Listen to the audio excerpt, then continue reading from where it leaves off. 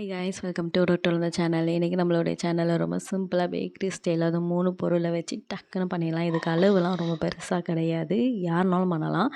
அதுக்கு ஒரு கப் அளவுக்கு மைதா, கொஞ்சோண்டு உப்பு ஆட் பண்ணிவிட்டு நல்லா வதக்கி விட்டுட்டு, அதுக்கப்புறம் ஒரு குடிக்கரண்டி அளவுக்கு எண்ணெய், சூடான எண்ணெய் எடுத்துக்கோங்க. இல்லைன்னா ஒரு 4 டேபிள் ஸ்பூன் அளவுக்கு எடுத்துக்கோங்க எண்ணெய்.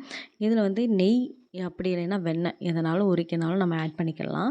இது எல்லாத்தையுமே நல்லா ஒட்டுக்கா பிசைஞ்சு விட்டுட்டு, நல்லா கையில் இப்படி பிடிச்சிங்க அப்படின்னா கொழுக்கட்டை மாதிரி உதிர்ந்து போகணும், அந்தளவுக்கு இருக்கணும். இப்போது இப்படி இருக்கும். அதுக்கப்புறம் ஒரு கப் அளவுக்கு நான் மைதா எடுத்திருக்கேன்னா, அப்போ 3/4 கப் அளவுக்கு தண்ணி எடுத்துக்கோங்க. அந்த தண்ணி உங்களுக்கு பத்தலைன்னா லைட்டாக தெளிச்சுக்கோங்க. எனக்கு கரெக்டாக 1 கப் மைதாவுக்கு 3/4 கப்பு தண்ணி ப்ளஸ் ஒரு 2 டேபிள் ஸ்பூன் எனக்கு எக்ஸ்ட்ரா ஆட் ஆச்சு, அவ்வளோதான். இப்போ இது எல்லாத்தையுமே நல்லா பிசைஞ்சுக்கோங்க. சப்பாத்தி பாவை விட கொஞ்சம் நல்லா சாஃப்டாக நம்மளுக்கு கிடைக்கணும். நல்லா சாஃப்டாக நம்ம இது பிசைஞ்சதுக்கப்புறம் இது ஒரு 10 நிமிஷத்துக்கு ரெஸ்ட்டில் விட்டுருங்க. அதுக்கப்புறம் ஒரு கடாயில் 1 கப் அளவுக்கு சீனி, 1 கப் அளவுக்கு தண்ணி ஊற்றி நல்லா சுகர் சிரப் வர மாதிரி நல்லா நீங்கள் காய்ச்சி கம்மி பதம் வரணும், அந்தளவுக்கு சீனி காய்ச்சிக்கோங்க. இப்போ இது நல்லா சாஃப்டாக ஆயிடுச்சு. இது எல்லாத்தையுமே நம்ம பார்ட்டாக பிடிச்சு எடுத்துக்கிட வேண்டியதான். எனக்கு இன்றைக்கி ஒரு 5 பால் கிடச்சிது. இந்த 5 பாலை நல்லா சப்பாத்தியை விட மெல்லிசாக நான் திரட்டணும்.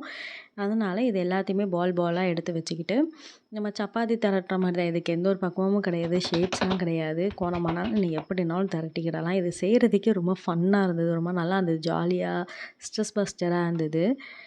அது மட்டும் இல்லாமல் இந்த டிஷ்லாம் நம்ம பேக்கரியில் தானே சாப்பிட்ருக்கோம். தடவை நம்ம வீட்டில் ட்ரை பண்ண ஆரம்பிச்சில கொஞ்சம் நல்ல டிஃப்ரெண்ட்டான ஃபீலிங். ஆனால் இது சொதப்புறதுக்கு வாய்ப்பே இல்லை. எப்படி பண்ணாலுமே இந்த டிஷ் டேஸ்ட் வந்துடும், அதனால் பிரச்சனையே கிடையாது.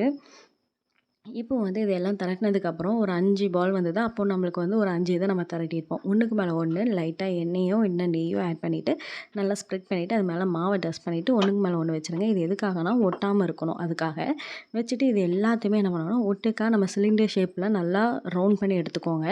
ரவுண்ட் பண்ணி எடுத்ததுக்கப்புறம் இதை நல்லா பீஸாக கட் பண்ணி எடுத்துக்கிடணும். அந்த பீஸ் எவ்வளோ இருக்கணும், ஒரு 4 இன்ச் இருந்தால் போதும். 4 இன்ச் இல்லைன்னா 3.5 இன்ச்சுக்கு நம்மளுக்கு இருந்தால் போதும். எல்லாத்தையுமே கட் பண்ணி எடுத்துக்கோங்க. எடுத்துகிட்டு சைட் 2த்தையுமே தூர போட்டுட்டு அதுக்கப்புறம் ஷேப்பாக கட் பண்ணி எடுத்துக்கோங்க.